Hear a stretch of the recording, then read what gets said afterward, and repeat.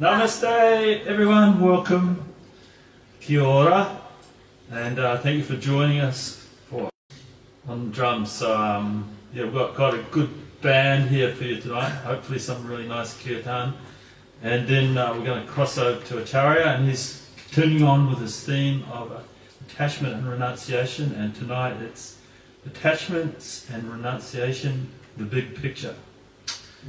So we're going to start off with Sachi here, and then we're going to go around the room, about 3 or 4 different tunes. And so over to you, Sachi. And thank you everyone again for joining us. Namaste, Haribo. Sachi, take it away.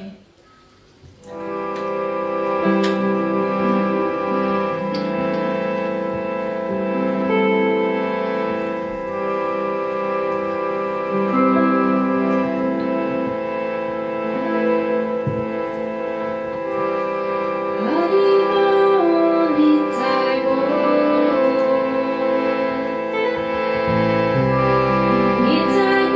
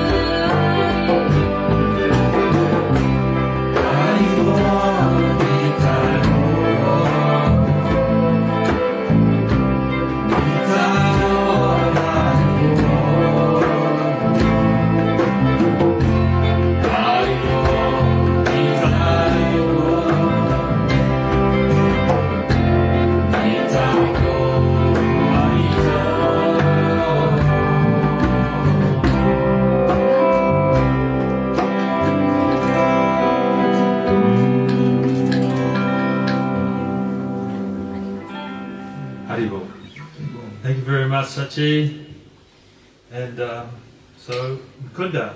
Munda's next.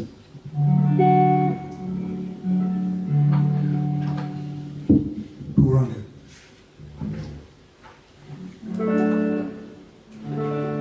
Goranga, Goranga, Goranga, Goranga, Goranga, Goranga, Goranga.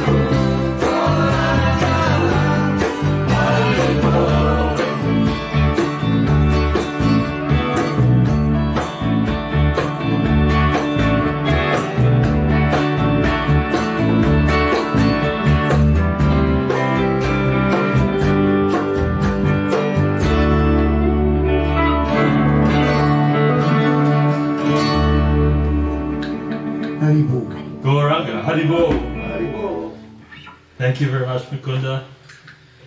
Okay, so with that, we cross over to sit over there on the far left wing.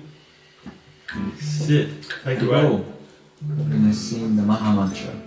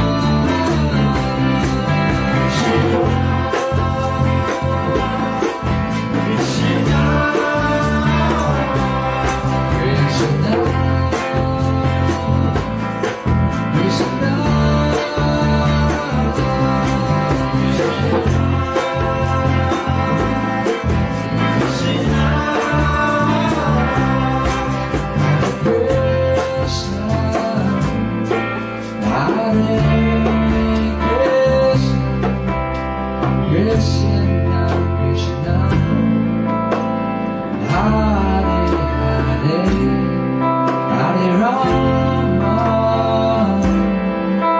Hare Rama,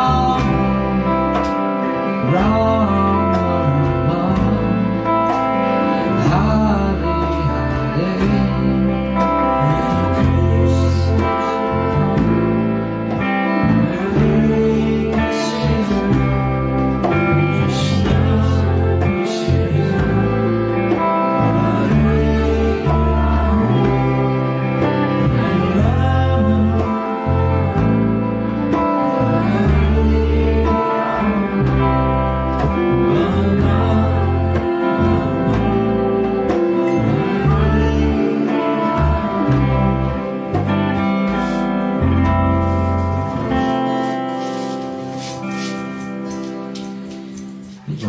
Thank you very much, Sid.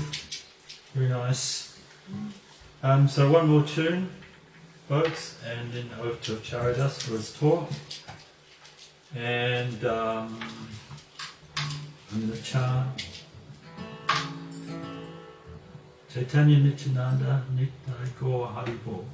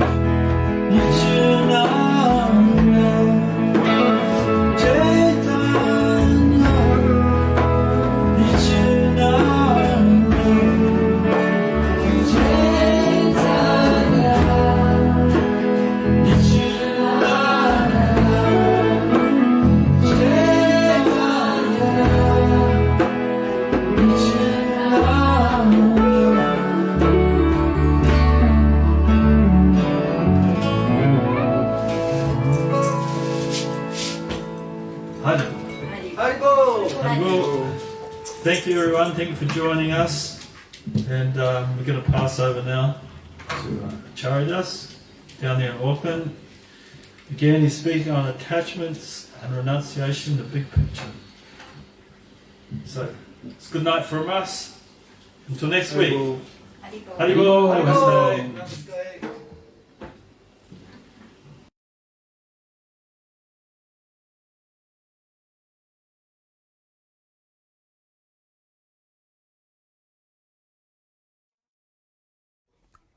Namaste and welcome. So before speaking, I'll offer my respects to my spiritual masters, to our lineage in the Supreme. Om Aginaatimarandasya Aginajana Salakaya Chaksuru Militan Yena Tasmai Sri Guruve Namaha. Bhaja Sri Krishna Chaitanya Prabhu Nityananda Sri Advaita Gadadhar Sri Vasadi Gaur Bhakta Vrinda. Hey Krishna Kauruna Sindhu Dinabandhu Jagatpate Gopisha Gopika Kanta Radha Kanta Namostate. Om Namo Bhagavate Vasudevaya.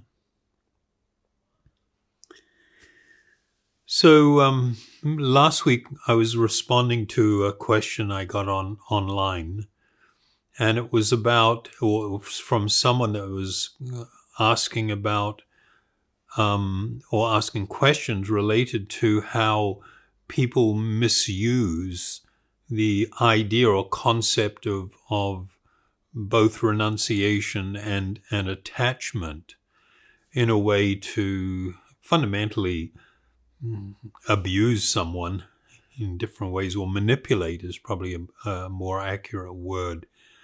And the examples that we dealt with showed that there was the people that were using the terms, they weren't using them connected to what is real spiritual life. But then, so the whole talk was kind of focused on answering those questions. But then I've got a whole bunch of questions now about asking, so what is actual, what's wrong with attachment, and what is actual renunciation? What does it mean, and what purpose does it serve? So it's kind of like the big picture. So I'll just try to give you an very short amount of time, an overview or the big picture of what it was all about. There are a number of spiritual paths that speak about attachment and what's wrong with it. And we mentioned last week, in quoting from Bhagavad Gita, how attachment leads to suffering fundamentally. And as a result of that, you will see that there are many teachers and there are different paths that promote the idea then of becoming free from attachments, because attachments always lead to unhappiness or suffering. And of course, that's very much tied to the understanding that's taught in these yogic texts, that, and surrounding what is spoken about as the reality of reincarnation or transmigration. We all know that everybody, from their very birth, you get born into different types of families and different countries. You have, you're born with parents of different natures, different economic circumstances, your opportunities for education, your physical appearance, your health. A lot of these things just came with the package, as it were. And of course, the understanding was that this was not happening by accident. It's really tied into the laws of karma, As you sow, so you shall reap. So when you take birth, you're reaping a body, you're reaping circumstances surrounding that body, etc. And what happens is that in your experience of life, as you become increasingly attached to different types of things that you are in contact with, it then leads to, or it perpetuates reincarnation, meaning that if you're attached to so many material things, or even a few material things, experiences, whatever, your own body that you're currently wearing or utilizing, then according to the nature of one's desires, at the time of death, they are awarded another type of body.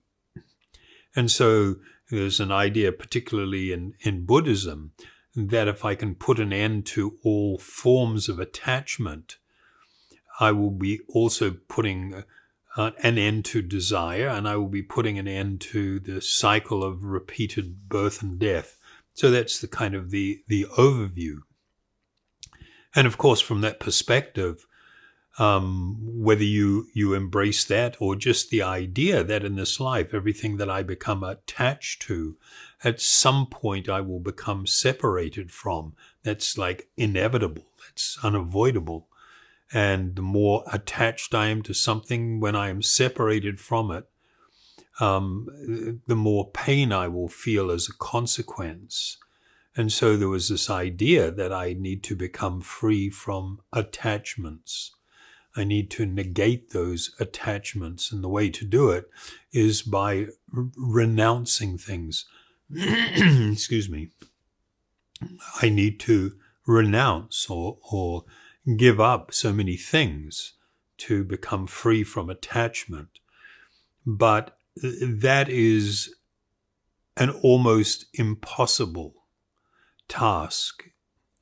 At the very least, it's an incredibly difficult task. And one would question, really, is it worth it? Is it worth really, doing that? For one that has experienced great pain and suffering, they would say, yeah, anything to become free from that. But from a truly spiritual perspective, that somewhat leaves you in a limbo. What, you're not going to desire anything, you're not going to have any form of attachments, you're going to renounce everything, and it's kind of like, well, what are you actually left with? In the actual higher teachings of yoga, they make this really clear distinction. The problem is not attachment. The problem is what it is that you are attached to. When you become attached to material things, meaning things of this world, whether that's relationships, whether it's objects, whether it's experiences, then yes, certainly you will suffer some unhappiness or painfulness when you are separated from those things that you're attached to. In the higher yoga teachings, what they did, though, is instead of using so-called renunciation as the go-to, they looked at things in a different way. But before I get to that, I'll just talk about the renunciation aspect. Renunciation actually requires that I consider things as mine. And then I am going to renounce what is mine. I'm going to give up. I'm going to step away from those things that I was feeling that I owned. In the higher spiritual teachings of yoga, they say that this is not founded on an actual clear understanding. It's actually a misunderstanding. They say that in reality, you cannot claim ownership of anything. For instance, when you showed up in this particular lifetime, in this body, you came into the world with nothing. And when you leave this body, you leave with nothing. You can't bring anything with you. And the idea of then, in between those events, laying claim to so many things is, it's not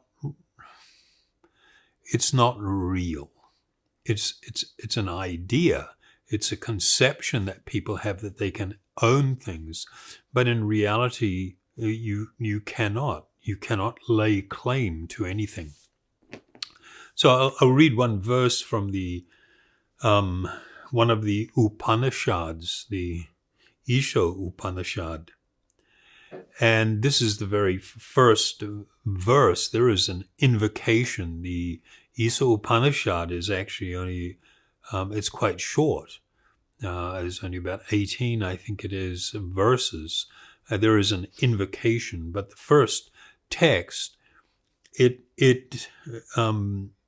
says in Sanskrit, Ishyavasham idam sarvam yatkincha jagatyam jagat tena tyaktena bhunjitaha ma gridhana kasya avidhanam. And the English translation is that everything animate and inanimate that is within the universe is controlled and owned by the Supreme. One should therefore accept only those things necessary for himself or oneself, which are set aside as one's quota, and one should not accept other things knowing well to whom they belong. I mean, that's just an amazing idea, an amazing spiritual idea, that if I understood that everything was owned and controlled by someone other than me, then the way in which I would treat this world, the way in which I would look upon the idea of possessions, it would radically shift from the idea of ownership to the idea of stewardship, that there are going to be a certain amount of stuff and things within my sphere of influence and limited, and also limited by time, under a limited control. And these things have been described here as somewhat set aside as my quota, and I may utilize them, but I should not claim ownership of them.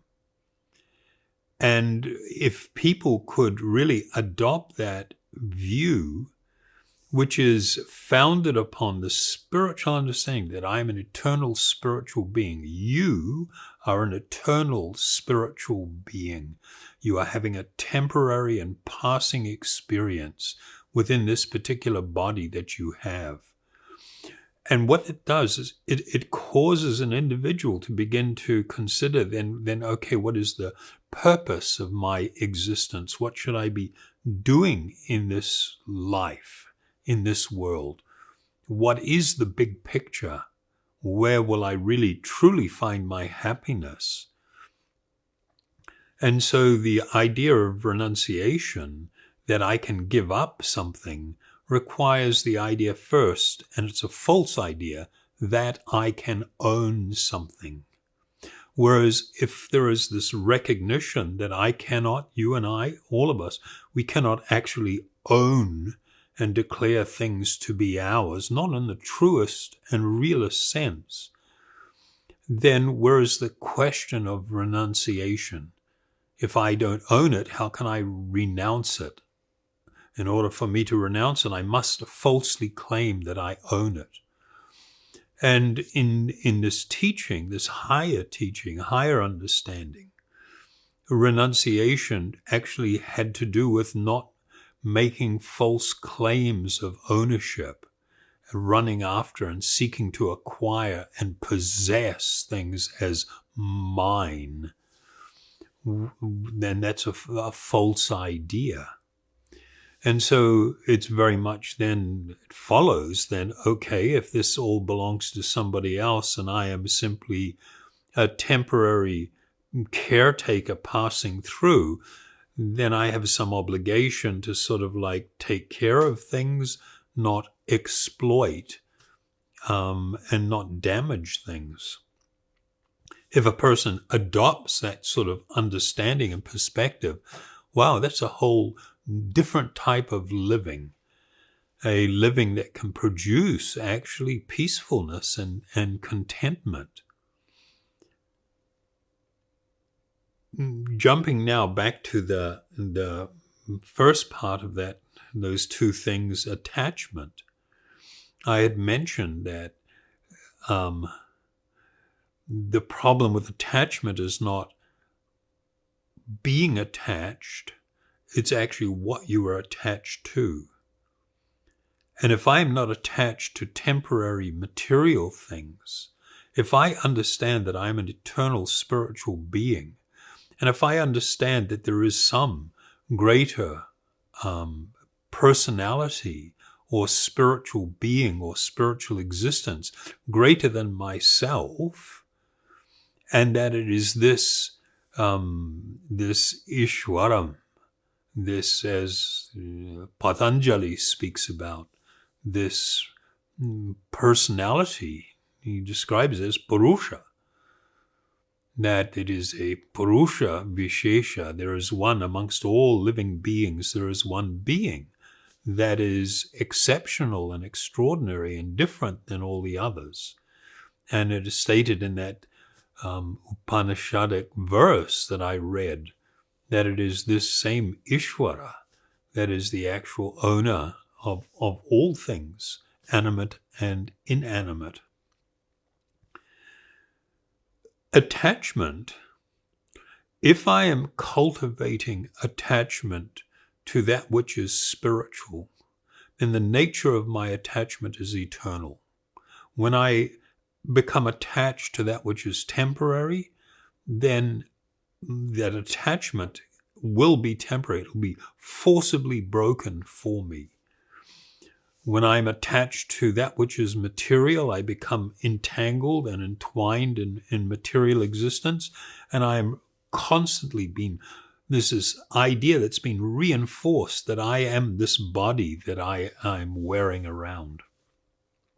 Whereas on the other hand, if I'm cultivating and developing an attachment to spiritual reality, to the spiritual being, to the supreme being, attachment to the transcendental sound, to that which is actually spiritual, then my engaging in spiritual activities and leading a spiritual life is something that will spontaneously develop and manifest, because that's where my attachment is. In other words, it is going to serve me well to be attached to that which is spiritual. What that does is pull me out of material consciousness. When I become attached to that which is material, I get pulled away from the spiritual reality and absorbed in that which is temporary and that which is passing, that which is filled with unhappiness and suffering.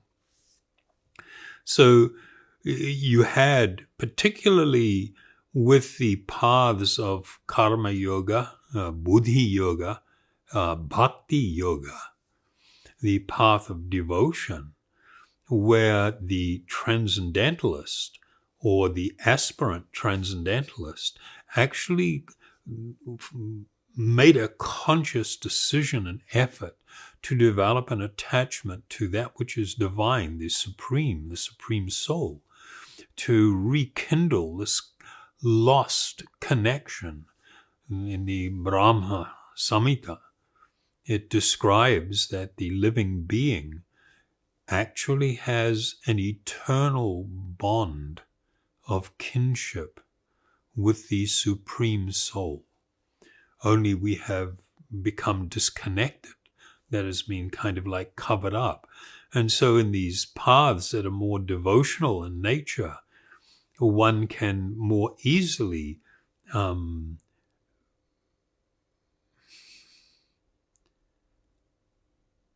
begin to engage in a process that naturally arouses our deep and eternal spiritual instincts to love and to serve and to do good towards others, which ultimately does good towards ourself. In that process, spiritual attachment is not at all seen as a bad thing. It is a fantastic and wonderful thing. And it makes it so a person can live a life of very deep devotion, of very great surrender, of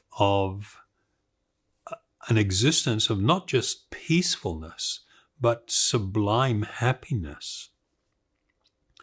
So when we think of things where we remove a higher spiritual reality, when we remove the idea of a supreme soul from the picture, and it's just down to me and you, and and then you're faced with the idea of not wanting to suffer. I don't want to suffer anymore, so therefore I struggle to break all attachments by renouncing everything.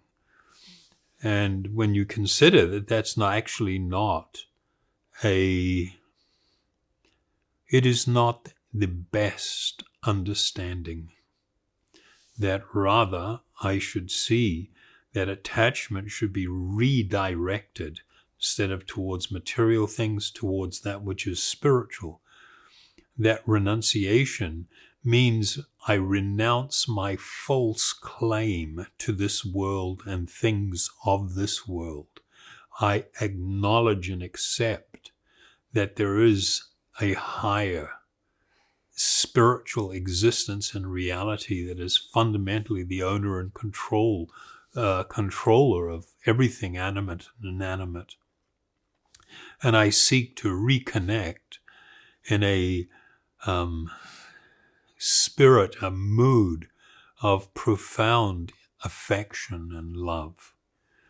So this is really what the higher understanding of the concepts of attachment and renunciation are really about. So that's sort of like the big picture, and everything, of course, flows from that. And so if we look at last week's talk in relation to what we just mentioned here, the idea of being able to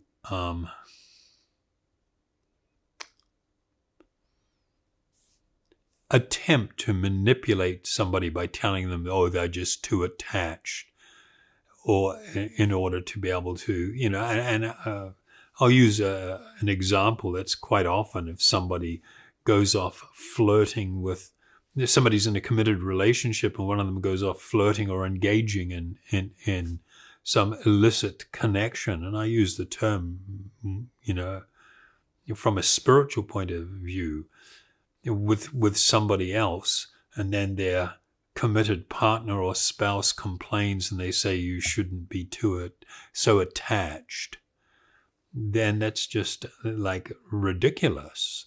That's actually very sad that somebody tries to use an amazing spiritual principle just for their own selfish ends. So thank you very much. That's about the extent of what we'll cover tonight, and I hope that has helped in developing a better understanding on these spiritual subject or these principles. And so invite you to join with me. We'll be chanting the sacred sounds as Om Hari Om.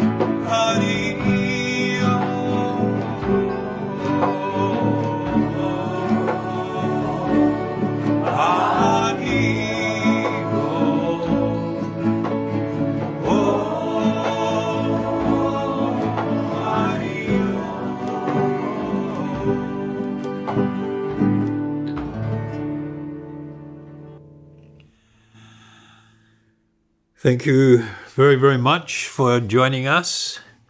And just a reminder that if anybody wants to hear about any particular subject or they would like to send in a question, please feel free. You can do it on our Facebook, either my own Facebook, Acharidas, or Meditation New Zealand, or Mantra Night, where we are right now. Thank you very much. Haribol.